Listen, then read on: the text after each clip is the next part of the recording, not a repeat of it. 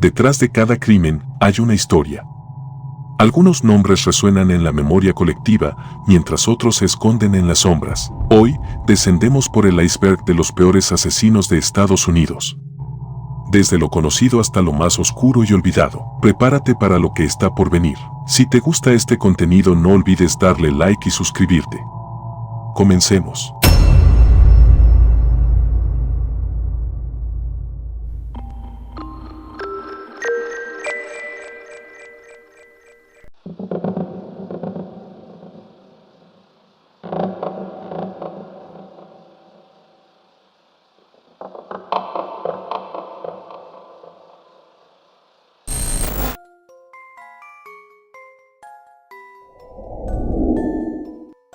Pogo, el payaso sádico que abusaba y mandaba al otro mundo adolescentes varones y los enterraba en el sótano de su casa. Después de una infancia traumática, sufrida con un padre abusivo, John Wayne Gacy construyó una vida de empresario y ciudadano ejemplar que lo llevó incluso a fotografiarse con la primera dama de los Estados Unidos. Participaba de obras de beneficencia y era querido por todos cuando se disfrazaba de payaso. Nadie sabía que detrás de esa impecable fachada se ocultaba uno de los peores asesinos en serie de la historia criminal estadounidense.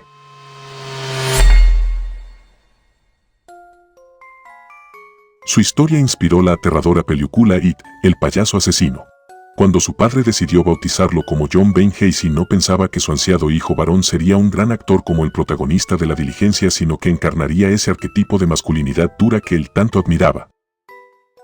Fue al revés, porque con el correr de los años el pequeño John Wayne que acunaba en sus brazos, cuando no se dedicaba a pegarle con el cinturón, terminaría inspirando la novela de Stephen King en la que se basó el guión de una de las películas más terroríficas de la historia del cine, It, el payaso asesino. Me pregunté, ¿qué asusta a los niños más que nada en el mundo? Y la respuesta fue los payasos. Entonces recordé la historia de Gacy. Me sirvió para crear al payaso Pennywise, contó el escritor en una entrevista de 1986, cuando se publicó la novela. En realidad, John Wayne Gacy, uno de los asesinos seriales más estudiados por los criminólogos estadounidenses, no fue el terror de los niños sino de los adolescentes. Entre 1972 y 1978, engañó, secuestró, abusó y mandó al otro mundo a por lo menos 33 sin ser atrapado. Oculto detrás de la fachada de un exitoso empresario que llegó a fotografiarse con una primera dama de los Estados Unidos porque se destacaba por sus actividades benéficas que realizaba disfrazado de payaso. Todos adoraban a su personaje, Pogo el payaso, mientras Gacy cometía sus crímenes sin utilizar ningún disfraz. John Wayne Gacy nació el 17 de marzo de 1942 en los suburbios de Chicago. Fue el segundo de los 3 hijos de John Stanley Gacy y Marian Allen, un típico matrimonio de clase media-baja norteamericana. John, el padre del protagonista de esta historia, era un maquinista ferroviario amante de la pesca, los deportes duros y la bebida, cuya mayor aspiración era tener un hijo varón para educarlo como un verdadero hombre. Por eso, el nacimiento de John Wayne Gacy le dio una alegría que le hizo olvidar la frustración que había sentido con la llegada de Karen, su primogénita. Sin embargo, esa felicidad inicial no tardaría en transformarse en decepción. El pequeño John Wayne distaba de ser lo que él pretendía, era un chico obeso que evitaba jugar con los otros niños del barrio y prefería quedarse en casa, pegado a las polleras de su madre y de sus hermanas. En la escuela se mostraba tímido y solitario y sus notas estaban lejos de ser mínimamente buenas. Mamá era la confidente de John. Él se le acercaba y le contaba muchas cosas que no se atrevía a decirle a papá. Creo que mi papá pensaba que le ocultaba secretos y eso le molestaba. Entonces discutía con mamá y a veces discutían muy fuerte. Contaría muchos años después la hermana mayor de John, Karen. John Stanley sentía que su único varón se desviaba del camino que él le había trazado y decidió corregirlo a cintazos. Cuando volvía del trabajo se encerraba en el sótano de la casa, donde tenía un taller, y tomaba alcohol. Ya alcoholizado, subía con cinturón en mano para golpearlo y le pegaba al tiempo que le gritaba maricón, estúpido y nene de mamá. Al llegar a la pubertad, John Wayne intentó por todos los medios cumplir con las expectativas de su padre. Tenía 12 años cuando se inscribió en los Boy Scouts y se ganó las insignias de supervivencia en un campamento. Uno de sus amigos de entonces, Barry Bashley, recordaría años después, cuando John Wayne ya esperaba su ejecución en el pabellón de la muerte, que una tarde, mientras jugaban en su casa, John se bajó los pantalones y le mostró que tenía puesta una bombacha de su madre. ¿Qué haces con eso?, le preguntó. Me gusta verme vestido de mujer, le contestó. En el secundario salió con varias de sus compañeras, con las que solía pasear cerca de su casa para que su padre lo viera. También intentó practicar algunos deportes, pero pronto tuvo que desistir, se desmayaba cuando corría. Los médicos le descubrieron un coágulo en la cabeza y le recetaron medicamentos para disolverlo, pero John Stanley no creía que su hijo tenía un problema de salud, sino que fingía los desmayos para dejar de estudiar y de hacer deportes. Pasó por 4 colegios, pero no llegó a graduarse. Harto de los maltratos de John Stanley, al que, sin embargo, quería satisfacer, se fue de su casa y de la ciudad para trabajar en una funeraria de Las Vegas. No podía hablar con mi padre, estaba destrozado. Yo era un tonto, un estúpido que nunca llegaría a nada. Decidí mandar todo al diablo, explicó años después, en una entrevista que dio en la cárcel. Duró apenas 3 meses en el empleo, lo echaron al descubrirlo acostado junto a un cadáver. Acababa de cumplir 20 años. Para 1964, John Bain estaba en Springfield, Illinois, trabajando en una zapatería. Allí logró terminar el secundario y se inscribió en la escuela de negocios. Estaba cambiado, se mostraba estudioso y sociable. En la zapatería conoció a una clienta, Marlene Myers, son quien se casó en septiembre de ese año. Se mudaron a Waterloo, donde trabajó como gerente de un restaurante de la cadena Kentucky Fried Chicken, cuya franquicia pertenecía a la familia de su suegra. Frecuentaba la Cámara de Comercio, donde primero integró la comisión directiva y después fue elegido vicepresidente. Se codeaba con los empresarios de la ciudad y empezó a participar de actividades benéficas. También se interesó por la política y tuvo un papel relevante en la campaña electoral del gobernador de Illinois, Otto Connor. Su nombre salía en los diarios como un importante miembro de la comunidad. Mientras tanto, su matrimonio funcionaba a medias. John Bain contrajo nupcias en 1964 y debido a sus problemas sexuales, muy rara vez conseguía una erección y en una ocasión que la consiguió, engendró a su hijo, Michael. Aquel año también tuvo su primera experiencia homosexual. En las reuniones con empresarios que visitaban la ciudad para participar de la Cámara de Comercio, John Bain encontró una actividad sexual que lo satisfacía. Luego de los encuentros, invitaba a varios de ellos al Hotel Clayton House, donde veían películas pornográficas y tenían relaciones grupales con trabajadoras sexuales. Marlene se enteró, porque era un secreto a voces, pero dispuesta a salvar su matrimonio, en lugar de reprochárselo le pidió a John Bain que la invitara a participar. Se integraron a un grupo swinger.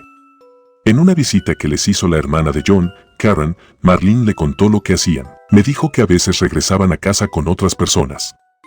Yo creí que era una broma, pero cuando me di cuenta de que era en serio la imagen de mi hermano y de mi cuñada se me vinieron abajo, contaría muchos años después. Con ese arreglo, John Bain parecía estabilizado.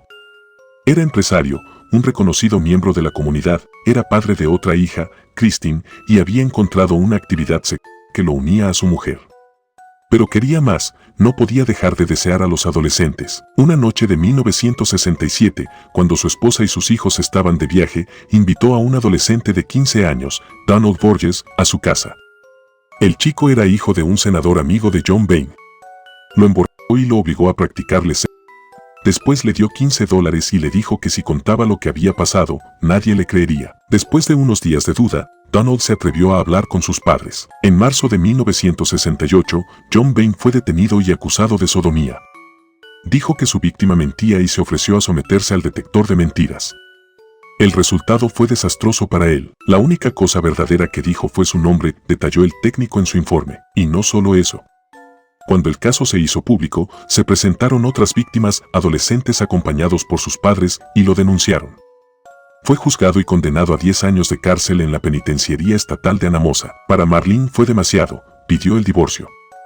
John Bain no volvería a verla nunca, tampoco a sus 2 hijos. Aunque debía pasar 10 años entre rejas, John Bain Casey fue liberado por buena conducta después de 18 meses, el 18 de junio de 1970. Volvió a Illinois, donde salvo su familia de origen, nadie sabía de su condena ni de sus causas. Allí fundó una compañía constructora, PDM Contracting, y compró una casa en el suburbio de Norwood Park Township. Se sumó a la Cámara de Comercio y también se afilió al Partido Demócrata y volvió a realizar actividades benéficas. Mostraba orgulloso la portada de un diario local donde se lo veía fotografiado junto a la primera dama de los Estados Unidos, Rosalind Carter. En el living de su casa exhibía la fotografía original, dedicada de puño y letra por ella, para John Casey. Los mejores deseos. Por esa época ya se disfrazaba como Pogo el payaso para animar las actividades de recaudación de fondos y entretener a los niños. También se casó con Carol Hoff, una antigua compañera de escuela de su hermana Karen. Los vecinos lo consideraban un ciudadano ejemplar, amable, servicial y solidario. Sin embargo, puertas adentro de la casa, la situación no era la mejor.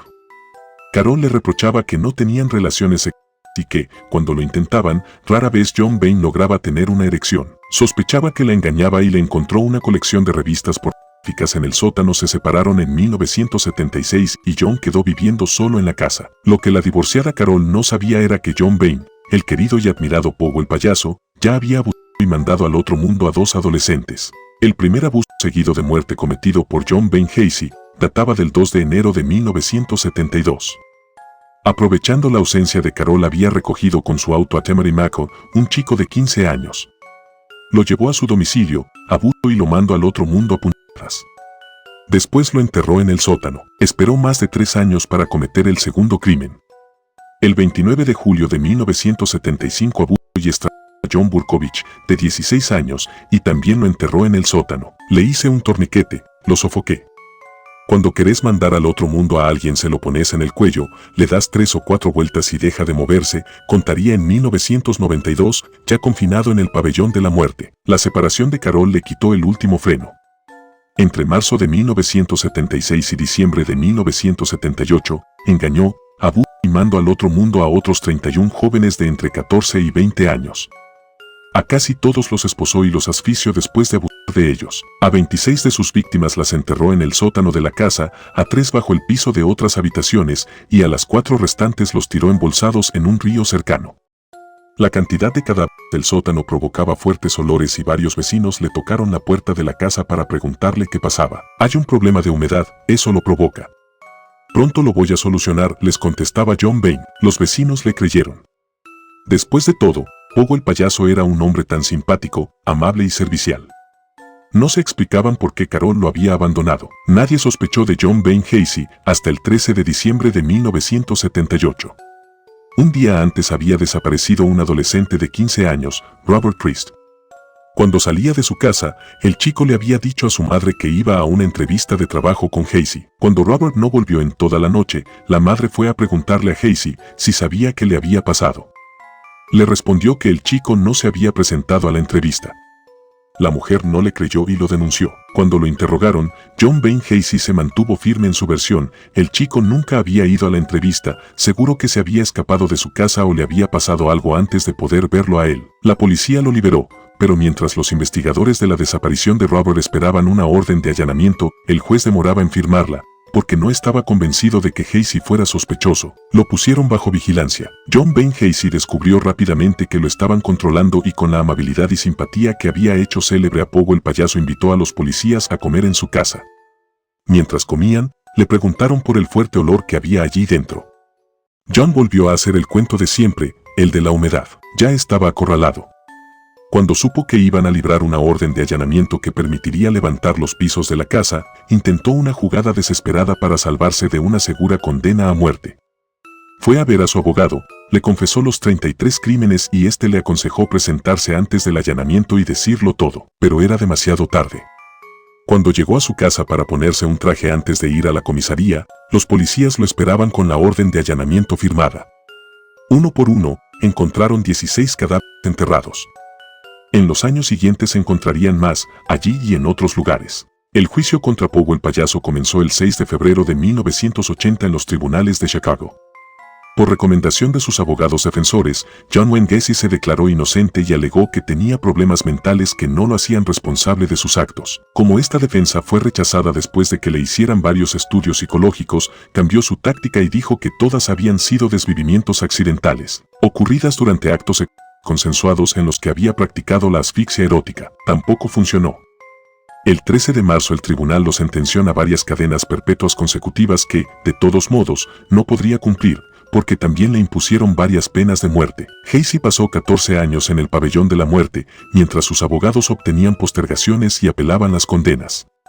Durante ese tiempo descubrió su vocación por las artes plásticas.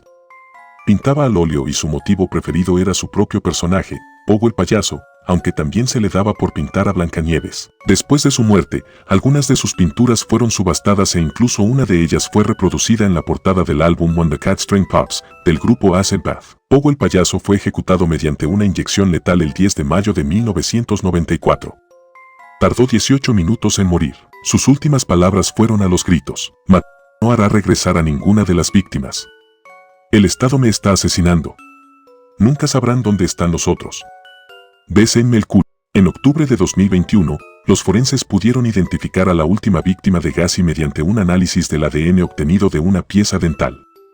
Se trataba de Frances Wayne Alexander, un adolescente desaparecido en diciembre de 1976.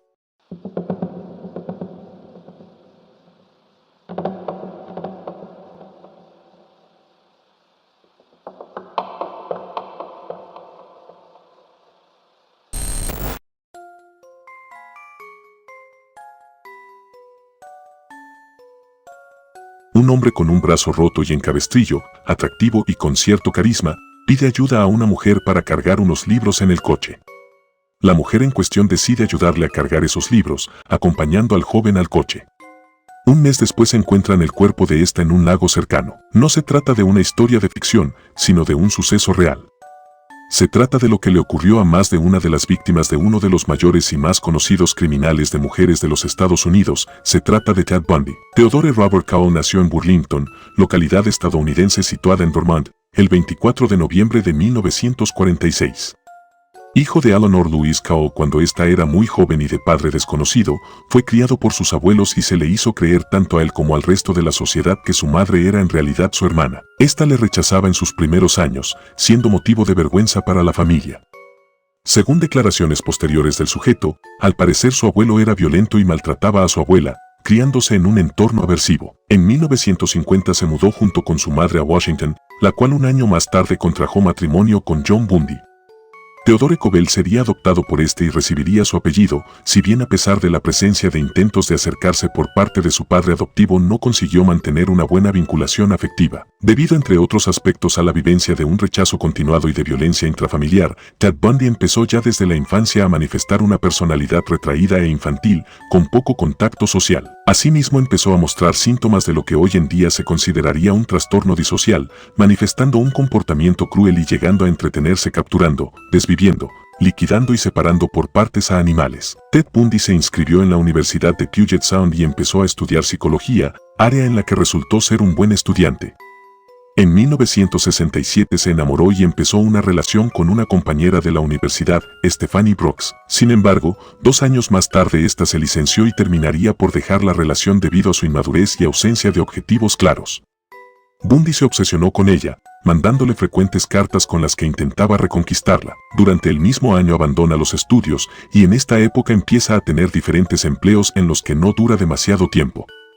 En 1969 empezó una relación con Elizabeth Crawford que duraría 5 años, a pesar de seguir en contacto por cartas con su anterior relación. Tiempo después terminaría por graduarse y en 1973 se inscribe en la Universidad de Washington para estudiar Derecho. Se interesa también y empieza a participar en el mundo de la política por el Partido Republicano y vincularse a diferentes actividades comunitarias, llegando a ser voluntario en un servicio telefónico de ayuda a mujeres agredidas e incluso a ser condecorado por salvar a un menor de ahogarse. Volvería a encontrarse con Stephanie Brooks y a tener una breve relación con ella, que esta vez terminaría él tras volverse extremadamente frío. Sin embargo, sería durante 1974 cuando se empezarían a registrar sus primeros crímenes confirmados. Si bien anteriormente ya había cometido diferentes hurtos, los primeros crímenes documentados de este asesino en serie no ocurrían hasta 1974. Si bien se sospecha que pudo estar involucrado en otros casos anteriores. En enero del año 1974, aún en la universidad, Ted Bundy entraría en la habitación de Johnny Lenz para posteriormente golpearla con una barra de hierro y abusarla. A pesar de que sobrevivió, sufrió graves heridas y daños cerebrales permanentes. Llevaría a cabo el mismo procedimiento con Linda Han Haley, a quien en este caso mandaría al otro mundo. Hizo desaparecer los restos, si bien no limpió el líquido rojo proveniente de los restos. Este crimen daría inicio a una cadena de desvivimientos en el que desaparecieron numerosas jóvenes estudiantes, siendo algunas de ellas Carol Valenzuela, Nancy Wilcox, Susan Rancourt, Donna Mason, Laura M., Brenda Ball, y Orion Jawkins, Melissa Smith o Karen Campbell entre otras muchas. El modus operandi de Bundy se basaba inicialmente en seguir y secuestrar a sus víctimas hasta su casa para allí asfixiarlas. Sin embargo, con el tiempo y viendo que tenía facilidad para manipular debido a su carisma y resultaba atractivo para muchas féminas, fue cogiendo confianza y empezó a buscar víctimas durante el día. siendo usual que simulara tener un brazo roto para pedir ayuda para llevar cosas a su coche. Este criminal solía escoger a mujeres jóvenes, morenas de pelo largo, características que las asemejaban tanto a su madre como a su antigua novia Stephanie Brooks. Las víctimas eran a menudo abusadas y separadas por partes, llegando a conservar el sujeto partes de sus restos como la cabeza como trofeos de sus crímenes. No era raro que mantuviera relaciones con los restos una vez mandada al otro mundo la víctima, así como la presencia en estos de mordiscos por parte del criminal. Durante el mes de noviembre del año 1974, Bundy fingió ser un oficial de policía para acercarse a Carol Dorange y hacerla subir a su coche. La joven accedió pensando que se dirigían a la comisaría, pero se encontró con que Bundy paró el coche e intentó esposarla. Afortunadamente Carol Dorange consiguió zafarse antes de ser inmovilizada y huir, tras lo cual acudió a la policía. Ello condujo al primer retrato robot del sospechoso. Dicho retrato hizo que diversos testigos pensaran en Bundy como posible autor de los hechos, incluyendo su por aquel entonces novia Elizabeth. A pesar de ello, no se le pudo identificar totalmente y se terminó por desestimar la posibilidad de que se tratara del criminal. Ted Bundy siguió secuestrando y mandando al otro mundo a numerosas jóvenes, variando su aspecto y viajando a diferentes estados con el fin de no levantar sospechas. Pero en 1975 un coche de policía dio el alto al coche de Bundy y terminó por encontrar elementos indicativos como palancas, esposas y cinta con el que inmovilizaba a las víctimas. Ted Bundy fue detenido. En este caso, sería identificado por Dorange como el autor de su secuestro. En 1976 daría inicio el primero de los juicios a los que sería sometido Ted Bundy.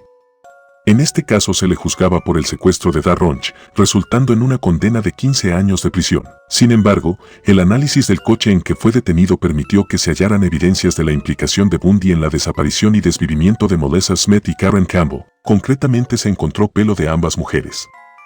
Ello condujo a que se le sometiera a un segundo juicio, ya con cargos de desvivimiento. En este segundo juicio Bundy decidió representarse a sí mismo como abogado, motivo por el que se le permitió visitar la biblioteca de cara a preparar su defensa.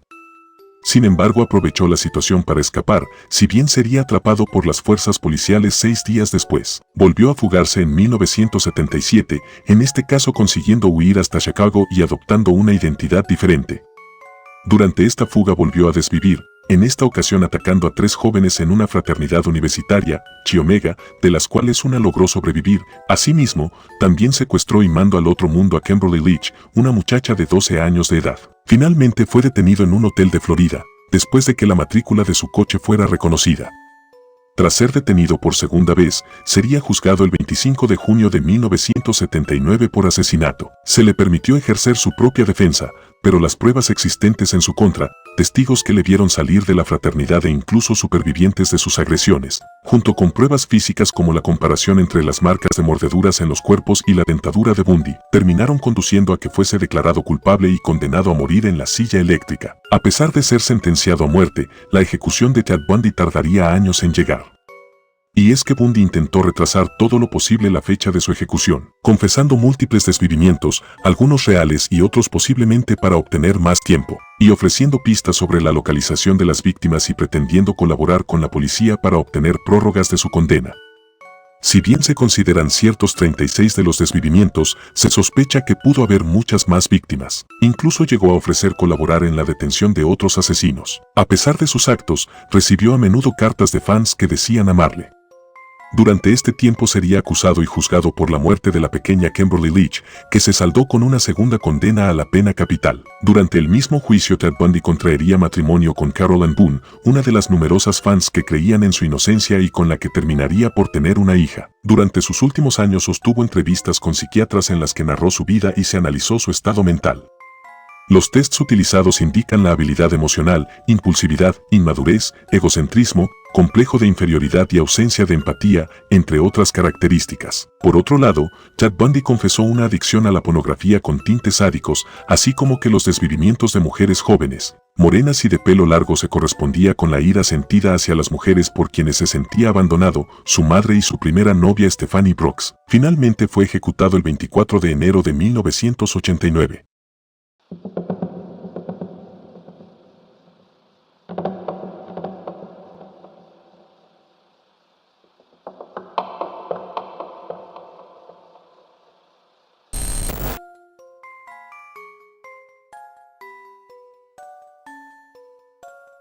Entre 1976 y 1977, Nueva York fue aterrorizada por una serie de desvivimientos y ataques violentos que dejaban a la ciudad en un estado de pánico constante. En ese periodo, 6 personas perdieron la vida y otras 7 resultaron heridas. Los crímenes fueron atribuidos a David Berkowitz, un trabajador postal de 24 años, quien afirmó estar controlado por espíritus demoníacos que lo impulsaban a desvivir. Pero, ¿fue realmente Berkowitz el único responsable de estos asesinatos, o había algo mucho más siniestro detrás de estos crímenes? Los desvivimientos comenzaron el 29 de julio de 1976, cuando 2 mujeres jóvenes, Jodi Dolandi y Donna Loria, fueron atacadas mientras charlaban en un coche estacionado en el Bronx. Un hombre se acercó y disparó en 3 ocasiones, mandando al otro mundo a Lauria al instante y hiriendo a Valentí en la pierna. Este fue solo el primero de una serie de ataques que paralizarían Nueva York durante más de un año. La prensa y la policía comenzaron a seguirle el rastro al asesino, apodado inicialmente como el asesino .44 debido al calibre del arma que utilizaba. En los meses siguientes, otras víctimas fueron atacadas en circunstancias similares. Parejas jóvenes sentadas en automóviles o personas solas en la calle, generalmente en áreas residenciales de Queens o el Bronx. La única constante en estos crímenes parecía ser la elección del arma, la ya mencionada pistola 44. El 17 de abril de 1977, el asesino dejó su primera carta en la escena del crimen, firmada como Son of Sam, un nombre que capturaría la atención pública. En la carta, Berkowitz se burlaba de la policía por su incapacidad para atraparlo y describía a Sam como un ser maligno que lo obligaba a desvivir. En sus palabras, Sam era un espíritu antiguo que se manifestaba a través del perro de su vecino, ordenándole cometer estos actos atroces. La carta contenía referencias oscuras a rituales satánicos y la sed de sangre que impulsaba a Sam. A partir de ese momento, el asesino no solo quería mandar al otro mundo a personas, sino también ser escuchado y causar aún más terror en la ciudad. Los ataques del hijo de Sam se convirtieron en una de las mayores cacerías humanas en la historia de Nueva York.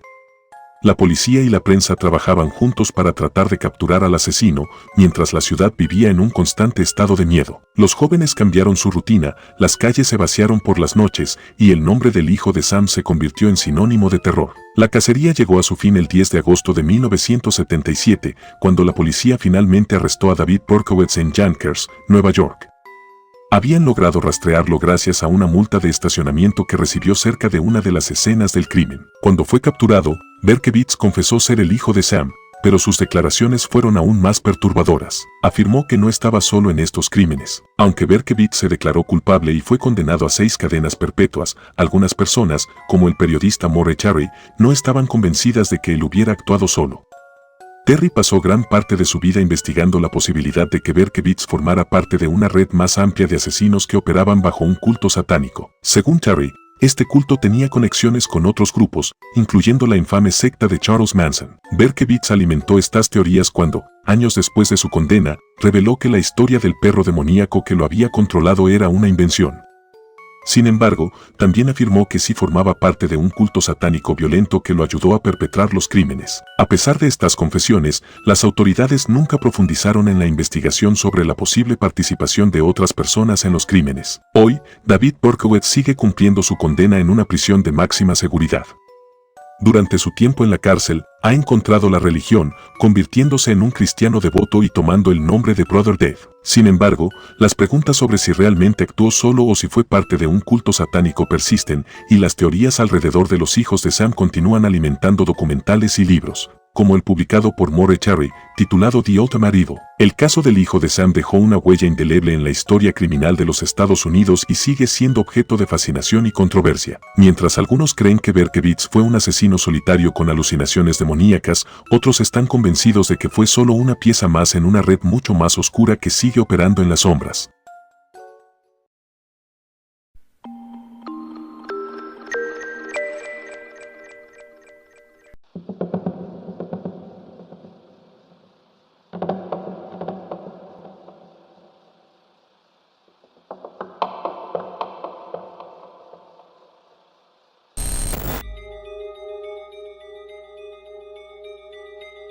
Richard Ramírez, conocido como el acosador nocturno, fue uno de los criminales más temidos de los años 80.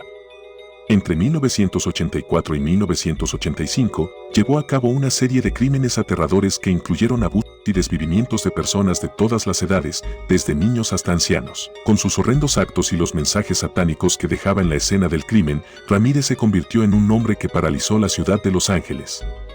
Aunque condenado a múltiples penas de muerte, murió en prisión antes de ser ejecutado, dejando tras de sí una historia perturbadora que incluso llegó a inspirar una serie en Netflix. Nacido en 1960 en El Paso, Texas, Richard Ramirez creció en un entorno familiar disfuncional. Su padre, alcohólico y violento, y una madre poco afectuosa lo marcaron desde temprana edad.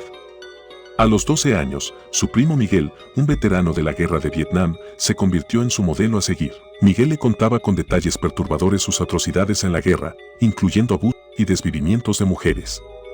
Estas historias macabras impresionaron profundamente a Richard, quien incluso fue testigo de cómo Miguel mandó al otro mundo a su propia esposa frente a él.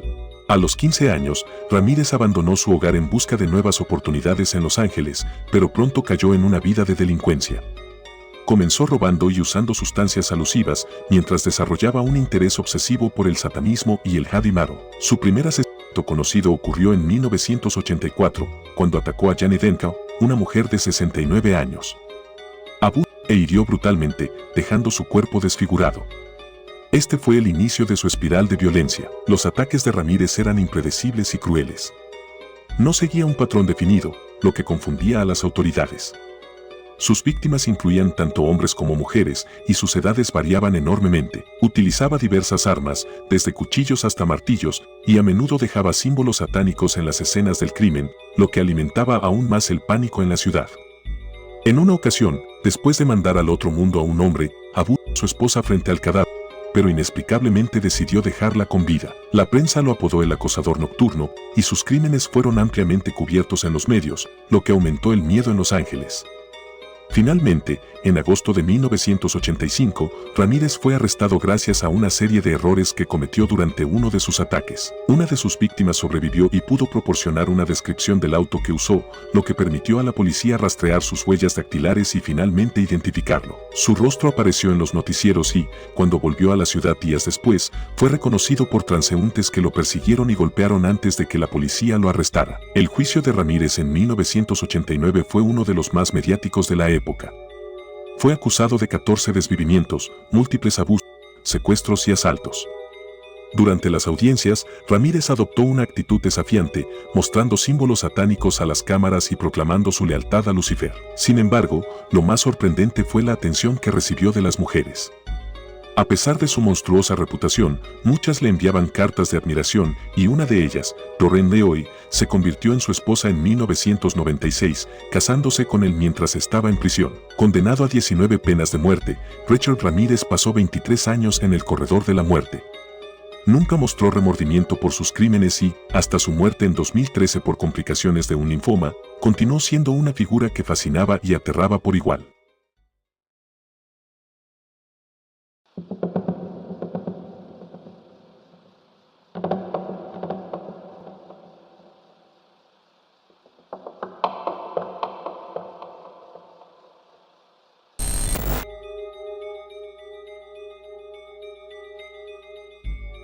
Aileen Wuornos es una figura trágica y polémica en la historia criminal de Estados Unidos. Conocida como la Mujer Araña, Wuornos nació el 29 de febrero de 1956 en Rochester, Michigan, en un entorno marcado por el abandono, los abusos y la violencia. Desde su nacimiento, Aileen enfrentó una vida difícil. Su padre, Leo Dell Pittman, fue un pedófilo condenado y se autodesvivió en prisión antes de que ella lo conociera. Su madre, Diane Wuornos, la abandonó cuando Aileen tenía solo 4 años, dejándola a ella y a su hermano a cargo de sus abuelos maternos, Laurie y Brett Wuornos. La vida con sus abuelos tampoco fue fácil.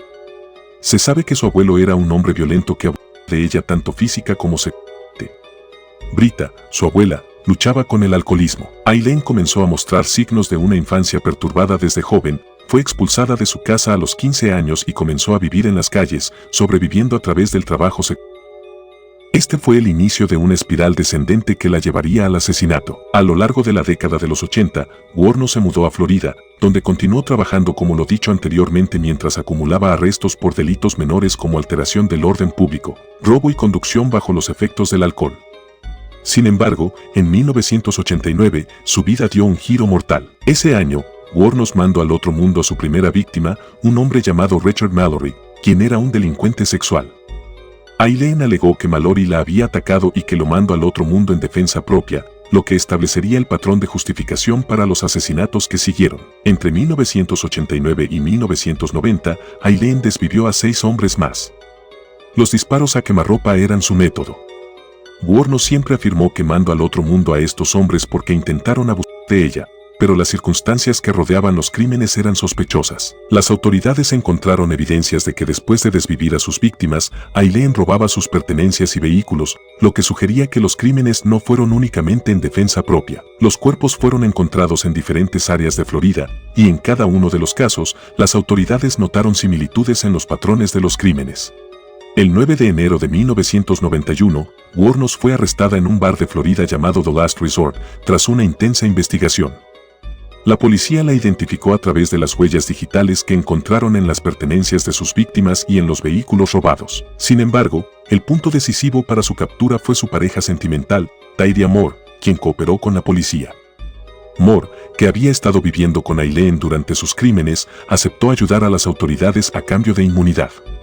Grabó conversaciones telefónicas con Aileen en las cuales ésta admitió sus crímenes. Wuornos fue detenida y llevada a juicio por el desvivimiento de 6 hombres. Durante su juicio, Wuornos continuó afirmando que los crímenes fueron en defensa propia, argumentando que, en cada caso, los hombres la habían atacado o intentado abusar.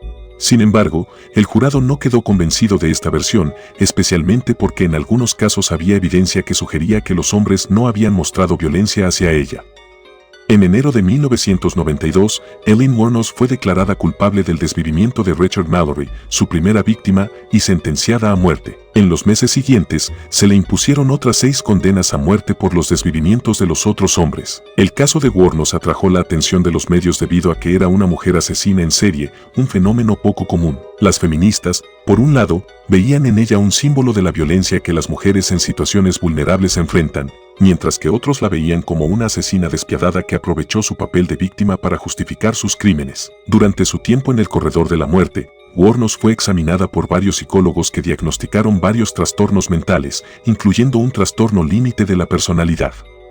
También mostró comportamientos erráticos, expresando en diversas entrevistas su deseo de morir y declarando que el sistema la estaba matando lentamente. En 2002, después de pasar más de una década en el corredor de la muerte, Wuornos pidió que se acelerara su ejecución, afirmando que ya no quería vivir. En una entrevista, mencionó que las fuerzas de control en su cabeza la obligaron a desvivir y que no se arrepentía de sus crímenes. El 9 de octubre de 2002, Aileen Wuornos fue ejecutada mediante inyección letal en la prisión estatal de Florida. Sus últimas palabras fueron extrañas y enigmáticas: volveré como en el día de la independencia, con Jesús, volveré. El legado de Aileen Wuornos es complejo.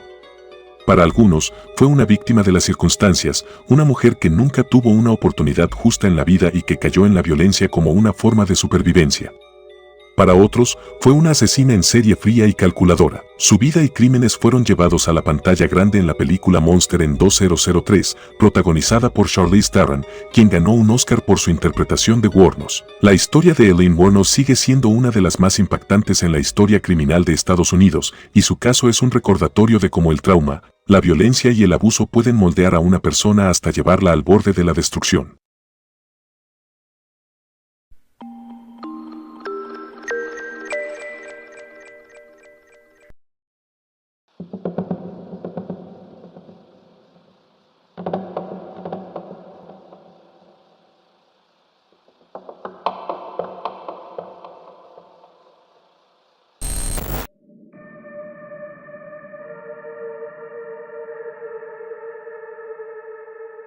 En ocasiones, la realidad supera cualquier ficción, revelando la crueldad de la naturaleza humana en su forma más extrema. Lo que estás a punto de conocer es una historia que expone lo más oscuro de la sociedad, donde la inocencia fue brutalmente arrebatada en un entorno que debería haber sido seguro. Prepárate para ver este caso que no solo conmocionó a una nación, sino que dejó una huella imborrable en la memoria colectiva. Este es el relato de un crimen que no debe ser olvidado. Si te gusta este video, no olvides suscribirte y dejar tu like para más contenido como este. Comencemos.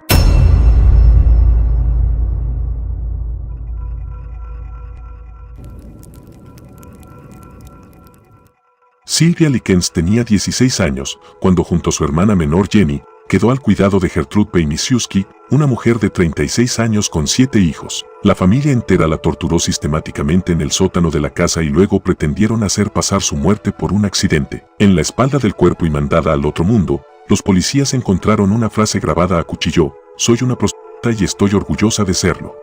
Si me sacan de acá, les cuento todo», le dijo en voz muy baja, casi un susurro, Jenny Likens, la chica flaca con una pierna con secuelas de polio, a uno de los policías. El hombre la tomó de la mano y la llevó fuera de la casa. Entonces Jenny le contó cómo habían mandado al otro mundo a Sylvia, su hermana de un año mayor. Hacía menos de una hora desde que Richard Jobs, un chico del barrio, había llamado a la policía para denunciar un accidente en la casa número 3850 de la calle East New York, Indianápolis, donde Gertrude Pejmisiewski vivía con sus 7 hijos producto de 3 matrimonios y las 2 hermanas Likens, cuyos padres las había dejado a su cuidado. La idea de Ricky, como todos llamaban a Richard Jobs, era ingenua para un asesino en banda. Con solo ver el cuerpo mojado de Sylvia en el piso del sótano, ni al más tonto de los uniformados se le podía ocurrir que la chica, de 16 años, había muerto al caerse por la escalera. Tenía moretones, cortes y heridas en la cabeza y el resto del cuerpo. Olía horrible no por la muerte sino por las costras de roña que tenía pegadas en la piel y que, en algunos casos, tapaban las quemaduras provocadas con la brasa de su cigarrillo. Cuando los forenses dieron vuelta el cuerpo y vieron su espalda, el horror se multiplicó. «Soy una prostituta y orgullosa de serlo», se podía leer en la espalda de Sylvia, tallado quizás con un objeto filoso. Luego de la autopsia, los médicos de la policía de Indianápolis dictaminarían hemorragia cerebral, shock y desnutrición como causas de la muerte. Agregaron que tenía heridas en sus partes íntimas, provocadas por algún objeto. Cuando la versión del accidente se cayó a pedazos, Ricky, Gertrude y los hijos de la mujer la cambiaron por otra. Dijeron que Sylvia había salido a pasear con 2 chicos y que había vuelto así, que ellos habían intentado salvarla pero no habían podido. No hacía falta el relato de Jenny para saber que a su hermana Sylvia la habían mandado al otro mundo, pero sí para saber quiénes y cómo lo hicieron y cuánto tiempo había durado su agonía, que databa de muchos días atrás. Corría la tarde del 26 de octubre de 1965, que quedaría en los anales judiciales como el peor caso de abuso físico seguido de muerte investigado en la historia del estado de Indiana. Sylvia era la hija del Medio del Este y Betty Likens, una pareja de artistas circenses que casi siempre estaban de gira.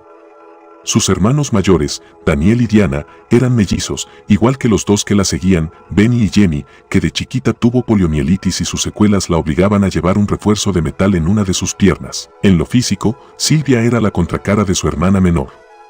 Sana y con un cuerpo donde se notaba la práctica de deportes en la escuela. Le costaba sonreír, porque de chica se le había partido un diente y si abría la boca mucho, se le notaba. La familia no tenía dinero para dentistas. Como sus 2 hermanos mayores, trabajaban para ayudar en la economía familiar con changas o cuidando chicos de los vecinos. En junio de 1965, Lester y Betty debían iniciar una gira larga que recorrería las ferias de verano de Indiana y de otros estados cercanos. Era mucho tiempo y la salud de Jenny, siempre frágil, no aconsejaba que la llevaran.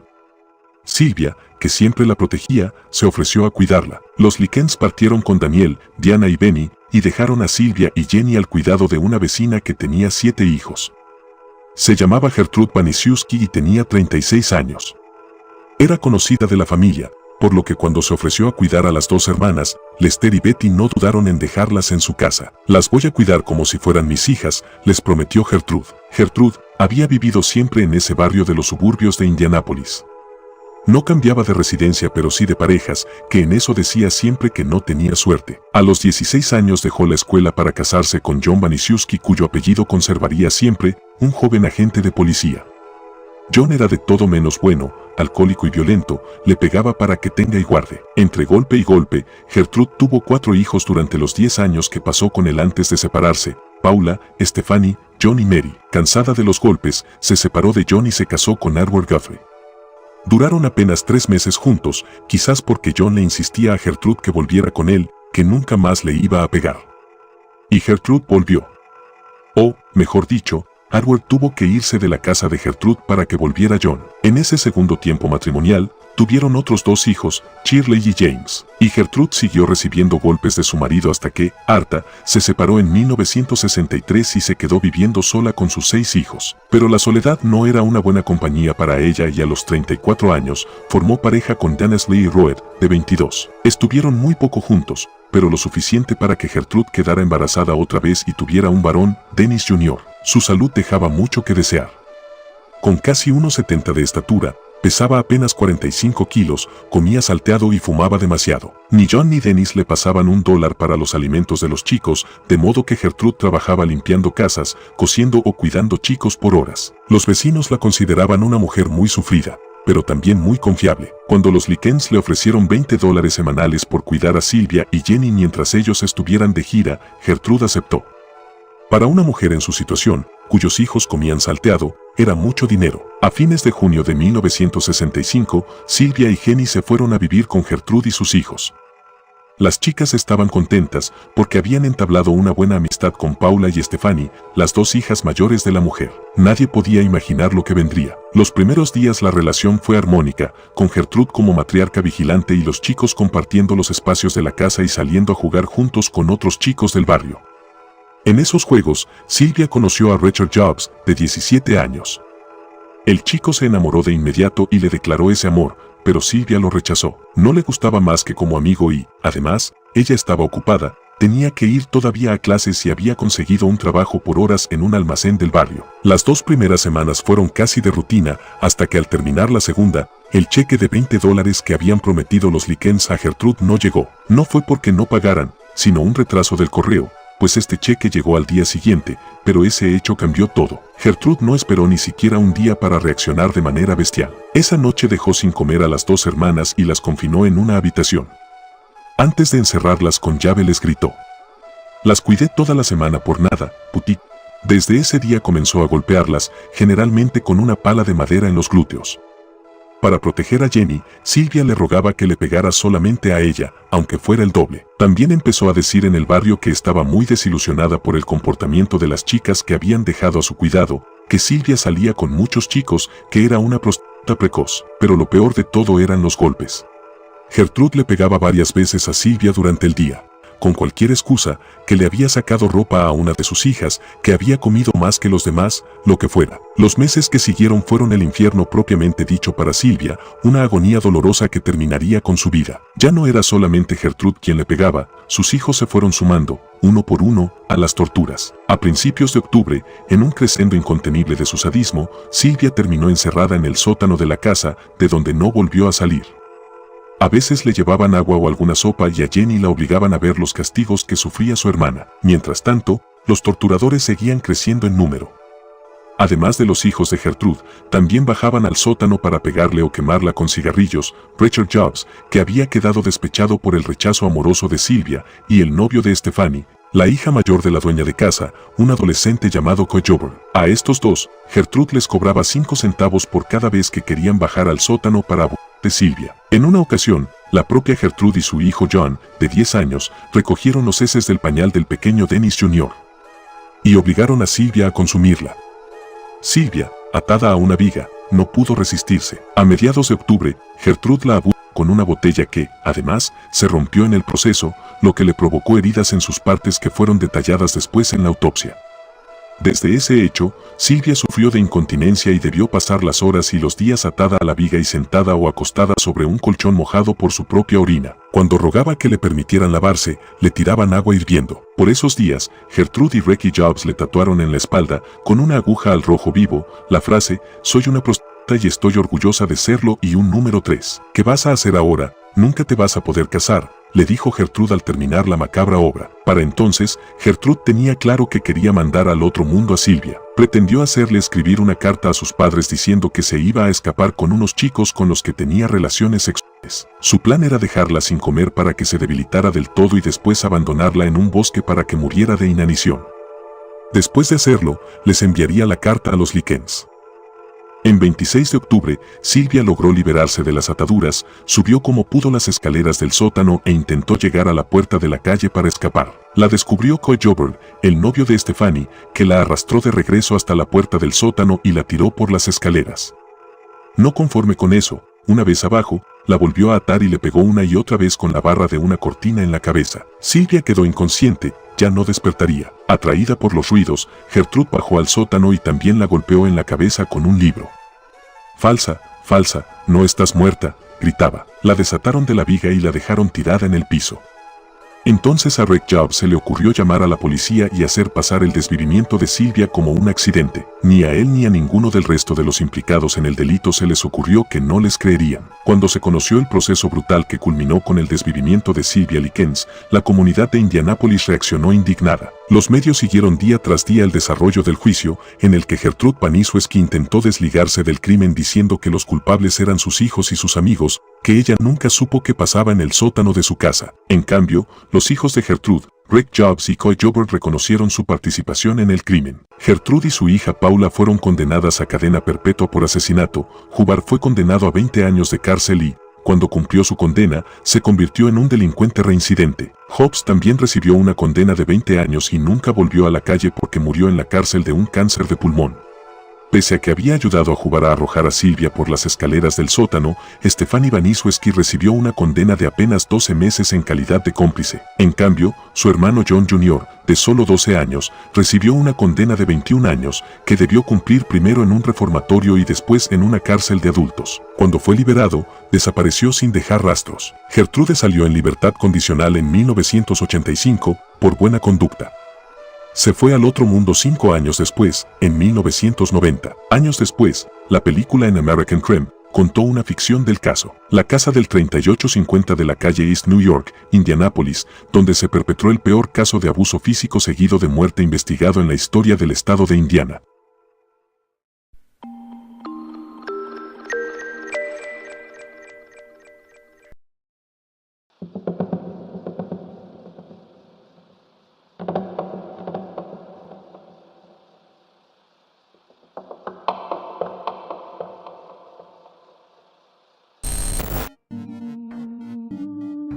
Jeffrey Dahmer, el asesino que frecuentaba lugares de ambiente gay para elegir a sus víctimas. Un asesino serial que terminó con la vida de 17 personas, entre ellas adultos y jóvenes. La policía, tras detenerlo, lo describió como un joven de tez pálida que se presentó a la vista de los agentes lloroso y asustadizo, menciona el libro Crónica Negra del siglo XX, escrito por José María López Ruiz. Un elemento muy particular de Dahmer fue el ataque perpetuado a 17 hombres jóvenes, específicamente afroamericanos y homosexuales, o de ambas características, pero no solo los mató, sino también los degustó.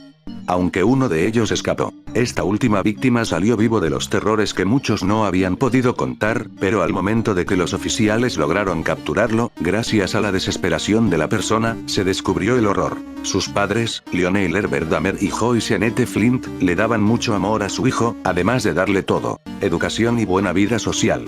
A diferencia de otros asesinos seriales que sufrieron en su infancia de maltrato físico y psicológico, Jeffrey fue todo lo contrario. Como consecuencia del trabajo de su padre, quien era químico, se mudaron muchas veces, pero en 1967 pasó el resto de su infancia y adolescencia en Ohio, lugar donde iba de pesca con su padre, y al atrapar a los peces le gustaba abrir el canal para ver cómo morían, a la edad de 10 años.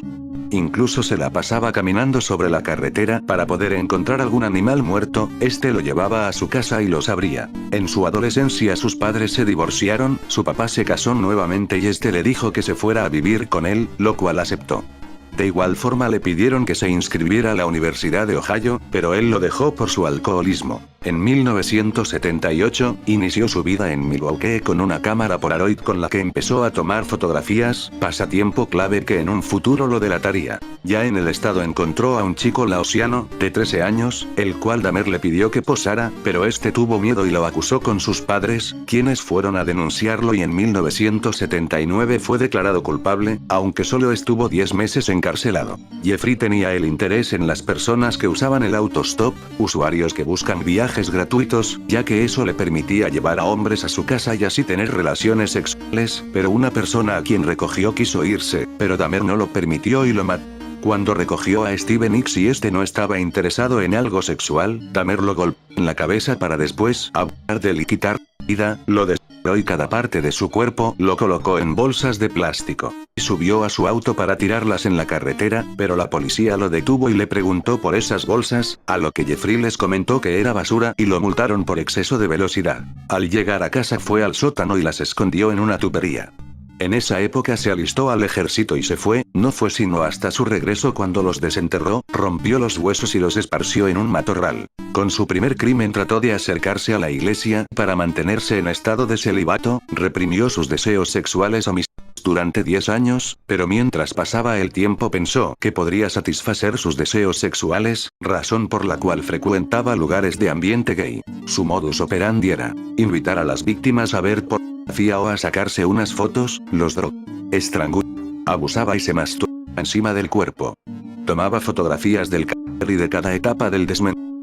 A veces solía utilizar ácidos para convertirlos en una especie de zombie y que hicieran lo que él les pidiera y así no tener quejas de parte de sus víctimas, pero al despertar buscaban la manera de irse, aunque este les quitaba la vida. Entre 1978 y 1991 Dahmer le quitó la vida a 17 jóvenes. 12 de ellos murieron en su departamento y 3 en la casa de su abuela.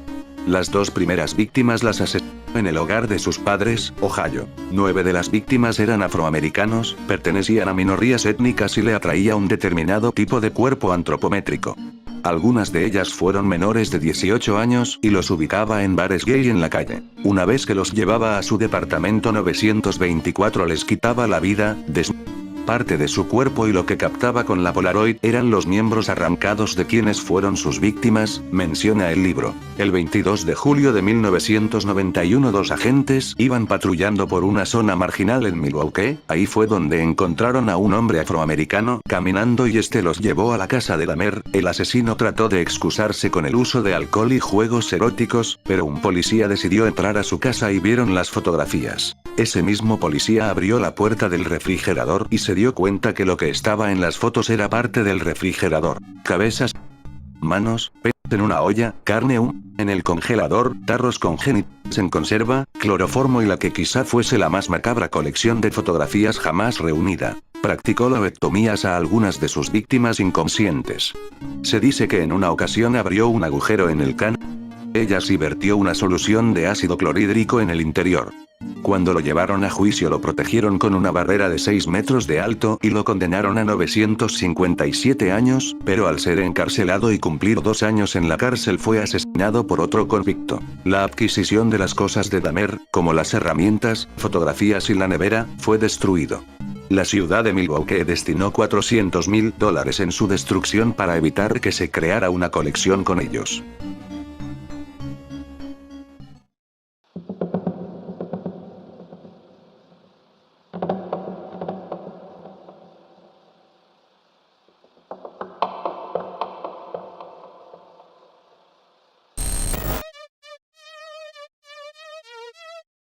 Hamilton Howard Fish nació el 19 de mayo de 1870 en Washington. Tras la muerte de uno de sus hermanos, decidió cambiarse el nombre por el de Albert, posiblemente para olvidarse de uno de sus apodos. Yamendex, en español significa «huevos con jamón», que tantos problemas le habían causado en uno de los orfanatos donde pasó gran parte de su infancia. Como su madre no podía mantener a la familia, su progenitor, 40 años mayor que su esposa, había fallecido, ingresó a la criatura en un centro donde sufría constantes maltratos y abusos. Tan solo contaba con 5 años. Sin embargo, Albert no intentaba escapar de dichos castigos. Todo lo contrario. El pequeño anhelaba que llegase ese momento. Sentía placer con cada paliza, incluso lograba alcanzar el orgasmo. Ahí empezaron sus tendencias masoquistas. Los informes de aquella época describían a Fish como problemático y con una tendencia imperiosa a padecer dolor. Se infligía cortes y golpes en el cuerpo, y también los propinaba a otros compañeros, coleccionaba recortes de prensa donde se hablaba de crímenes y admiraba a los que se tildaban de caníbales.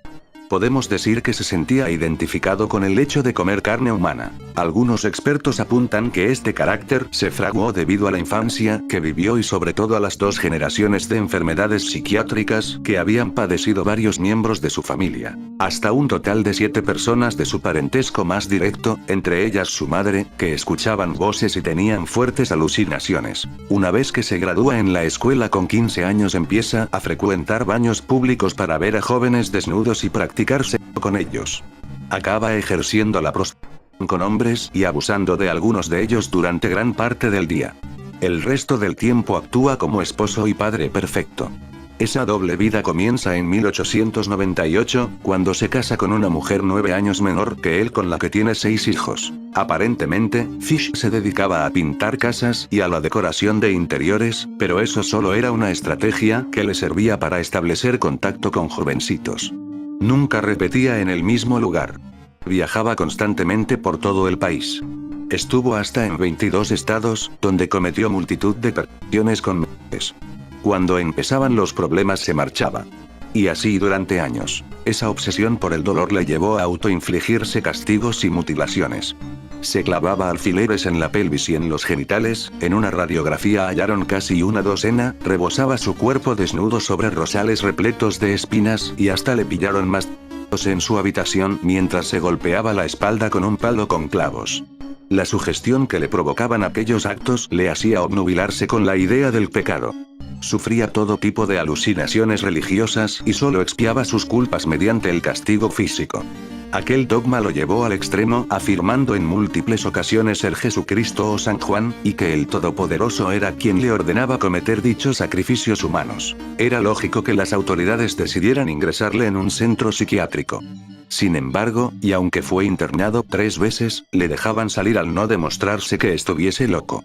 Parece ser que la personalidad psicopática de carácter sexual que sufría Fish no era suficiente para mantenerlo en un centro. Además, le arrestaron en 8 ocasiones por cometer varias estafas, robos y enviar cartas obscenas a las mujeres que se anunciaban en los periódicos para buscar pareja. Una de sus predilecciones era buscar niños de color para practicar sus terribles fantasías sexuales. Sin embargo, la primera víctima que desapareció fue de raza blanca. Se trataba de un niño llamado Billy Gaffney que, el 11 de febrero de 1927, fue raptado por Fish mientras jugaba con otros 2 amigos en la puerta de su casa. Cuando el más mayor se percató de que el pequeño no estaba, otro de los niños le contó que se lo había llevado el Coco, un anciano de complexión delgada, con cabello y bigote gris. Esa fue la descripción que dieron por primera vez del abuelo asesino. Jamás se encontró el cuerpo de Billy. Sin embargo, el único asesino por el que se pudo juzgar a Fish fue el de Grace Wood, una niña de tan solo 10 años. Este crimen lo cometió gracias a su rostro aparentemente amable y pacífico, y, por supuesto, a su poder de convicción. Ted, el hermano mayor de la chiquilla, publicó un anuncio en el periódico en el que pedía una oportunidad laboral. El criminal lo leyó y acudió a la dirección familiar con la excusa de ofrecerle un puesto de trabajo. Fue allí donde conoció a Grace. Acabó obsesionándose con ella, así que urdió un plan para que sus padres accediesen a que lo acompañase a la fiesta de cumpleaños de su sobrina. Previamente, Fish había logrado establecer una buena relación con la familia Wood, con quienes compartió una mañana de charla y desayuno. Los padres de Grace dieron el visto bueno y el abuelo les prometió que la tendrían de vuelta antes de las 9 de la noche. Jamás regresaron. A partir de ahí se inició una búsqueda desesperada por toda la región, pero no lograron dar ni con el paradero de la niña ni con el de su secuestrador. 6 años después de la desaparición de Grace y con las esperanzas ya rotas, la familia recibió una misiva de Albert Fish en la que les contaba qué ocurrió aquella tarde y qué hizo con su hija. Sus palabras dejaron en estado de shock a la madre y fue su hijo Ted quien tuvo que terminar de leerla. Sin poder dar crédito a lo que habían leído, entregaron la carta a la policía. El contenido era aterrador. El domingo 3 de junio de 1928, llamé a su puerta en la calle 15406 Oeste. Llevaba queso y fresas, y almorzamos. Grace se sentó en mi regazo y me besó. Me propuse comérmela. Con el pretexto de llevarla a una fiesta, le pedí que le diera permiso, a lo que usted accedió. La llevé a una casa vacía que había elegido con anterioridad en Westchester. Cuando llegamos, le dije que se quedara afuera. Mientras ella recogía flores, subí y me desperté, continúa la carta. Sabía que si no lo hacía podría mancharme la ropa con su sangre. Cuando todo estuvo listo, me asomé a la ventana y la llamé. Entonces me escondí en el armario hasta que ella estuvo en la habitación. Al verme despierto, comenzó a llorar y trató de escapar por las escaleras. La atrapé y me dijo que se lo diría a su mamá. Primero le quité la ropa. Como pataleó, arañó y me mordió. Pero hasta aquí la vida. Luego la corté en pequeños pedazos para poder llevar la carne a mi habitación. Quise su rico y tierno trasero. Me llevé 9 días comerme su cuerpo entero. No abuse de ella, aunque podría haberlo hecho si lo hubiera deseado. Murió virgen. En un principio se pensó que lo que contaba la carta no era real y que esta era obra de un sádico, pero el detective William King se percató de que había detalles que solo el secuestrador de Grace podía conocer. Una pista clave les llegó en forma de símbolo. El sobre de la carta tenía impresa una insignia hexagonal junto a las siglas de una asociación benéfica. Una vez hallado el lugar y al criminal, la policía acudió al domicilio de Albert Fish. Le arrestaron el 13 de diciembre de 1934. Durante el interrogatorio, el vampiro de Brooklyn explicó con todo lujo de detalles qué había hecho con la niña. Afirmó que, tras quitar vida, le quitó la cabeza con utensilios de cocina y el resto del cuerpo con una sierra. No soy un demente, solo un excéntrico. A veces ni yo mismo me comprendo, dijo. Se confesó autor de varios crímenes más.